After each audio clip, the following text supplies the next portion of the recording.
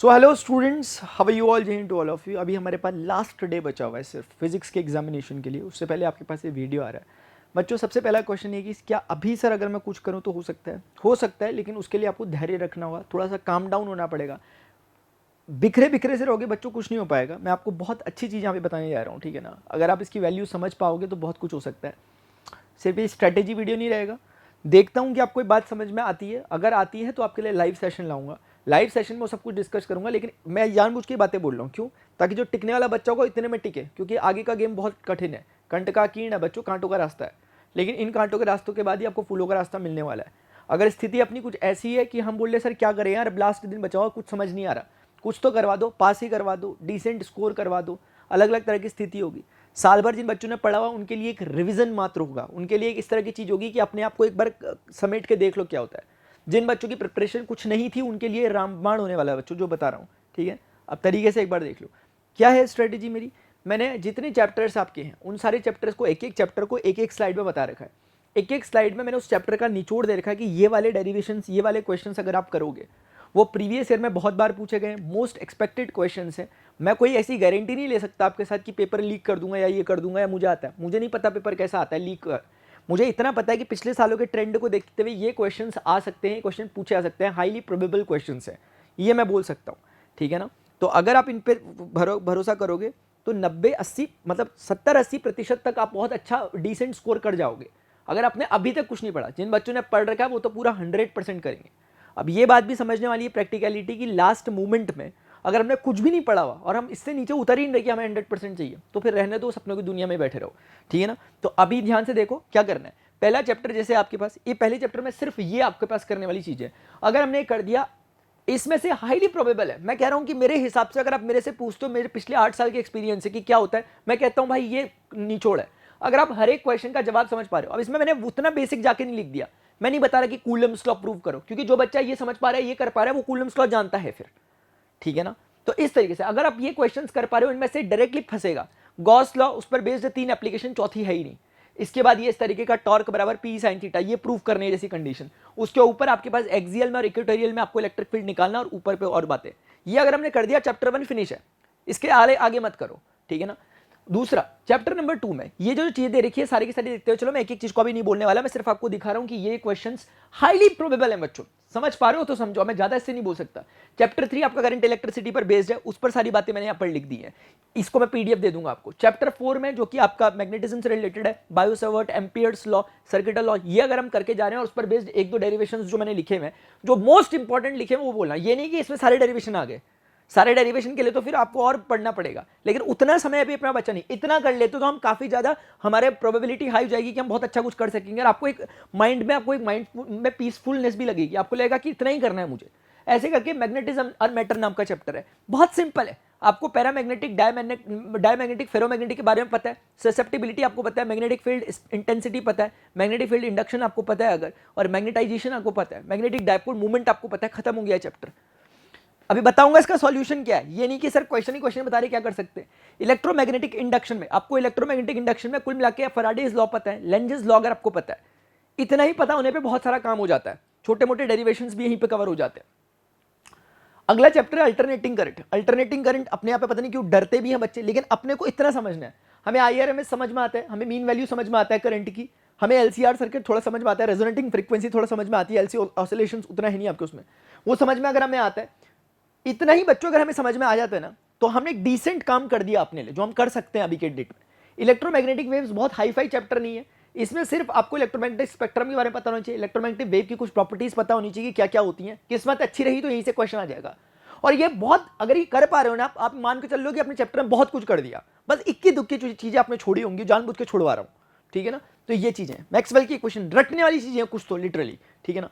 उसके बाद हमारे पास रे ऑप्टिक्स है। रे ऑप्टिक्स में हमारे पास रिफ्लेक्शन जो बचपन में 10th में पढ़ा था वही कुछ, थोड़ा बहुत प्रिज्म के कॉन्सेप्ट यूज हो रहे हैं। प्रिज्म का ये वाला क्वेश्चन जो मैंने हाईलाइट किया रेड वाला, मोस्ट इंपॉर्टेंट क्वेश्चन है, ठीक है ना? हाँ, उसके बाद नेक्स्ट हमारे पास है वेव ऑप्टिक्स। हाइगेन्स हाइपोथेसिस इंपॉर्टेंट है, वेव फ्रंट का कॉन्सेप्ट इंपॉर्टेंट है।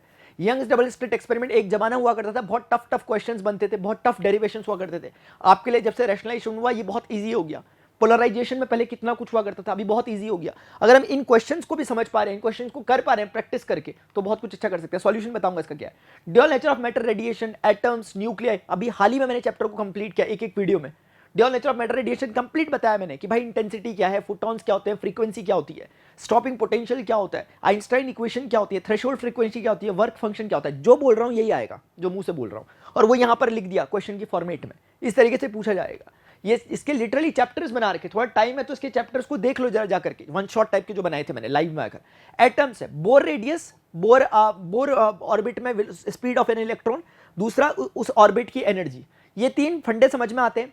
स्पेक्ट्रल लाइन समझ में आती है, हमारे हाइड्रोजन स्पेक्ट्रम का Paschen series, Balmer series, Pfund series, ये समझ में आता है हमें, लाइमन सीरीज, बस चैप्टर फिनिश है। बोर की पोस्टुलेट बहुत इंपॉर्टेंट, 3 पोस्टुलेट है, 3 पोस्टुलेट समझ में आती है तो डेरिवेशन कर पाओगे, डेरिवेशन कर पाओगे तो सब कुछ कर पाओगे, मोस्ट इंपॉर्टेंट है। और सबसे इंपॉर्टेंट बात क्या होती है, एक चीज अगर आपको समझ में आ रही है तो पूरी कड़ी उसी से जुड़ी हुई है, वो समझ में नहीं आ रही तो पूरा चैप्टर समझ में नहीं आ रहा है, ये बात ध्यान रखना। इसलिए ये नहीं कि यार हमें तो लगाना ही नहीं टाइम, हमें तो सर ऐसा कुछ बताओ कि जादू की झप्पी दो, हमें कुछ ना कुछ ऐसा छड़ी घुमा दो कि हो जाएगा, ऐसा अभी भी नहीं होगा।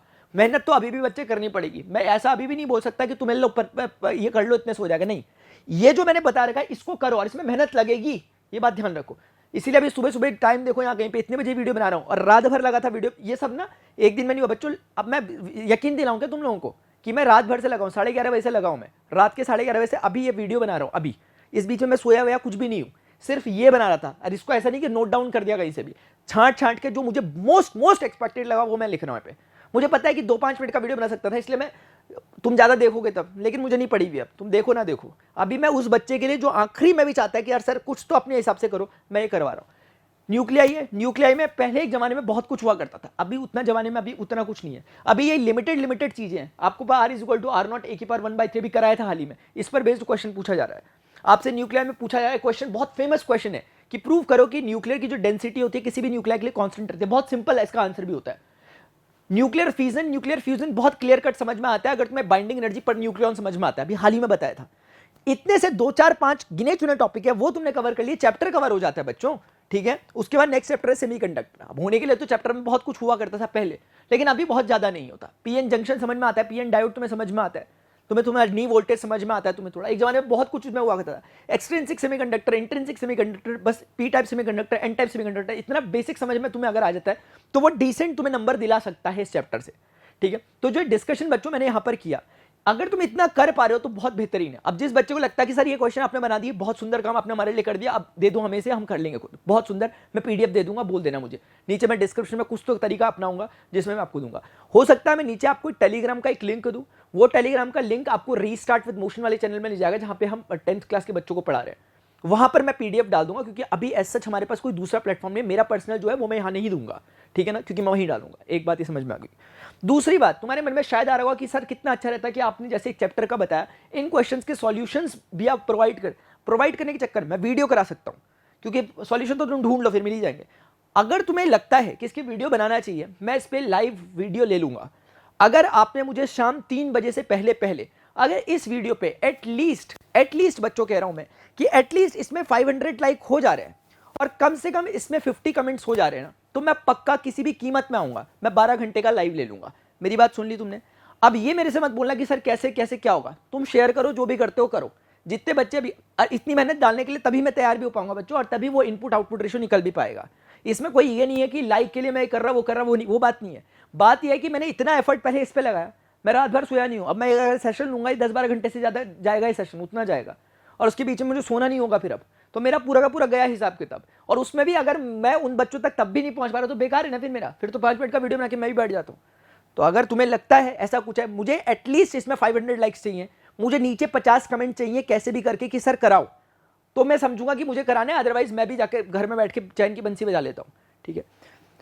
इसके पीडीएफ में नीचे पे दे रहा हूं, उसकी चिंता मत करो। और अभी बहुत डुएबल है चीजें, अभी ध्यान रखो, ऐसा नहीं कि तुमने कुछ पढ़ा ही नहीं किताब खोल के, वो लग रहा होता है बहुत कुछ लग रहा होता है कि सर यार मुझे कुछ समझ नहीं आ रहा, ऐसा बिल्कुल नहीं है, अपने पे यकीन कर थोड़ा सा, ठीक है ना। हाँ ठीक है, तो बच्चों अभी के लिए ठीक है, इतना ही, जो बोला वो करो, और इसकी पीडीएफ में नीचे प्रोवाइड करो, ठीक है। Till then good bye, see you, take care, जय हिंद, बाय। बहुत कुछ अच्छा हो रहा है, चिंता की तो बात ही नहीं है, बस टेंशन नहीं लेना, बस एक बात ध्यान रखना। बाकी क्या है कि इतनी बड़ी बड़ी चीजें नहीं होती कि तुम इसके चक्कर में अपने को टेंशन में डालो, अपने को स्ट्रेस में डालो, सर दर्द हो जाए, ऐसा कुछ नहीं होना चाहिए। जय हिंद, बाय।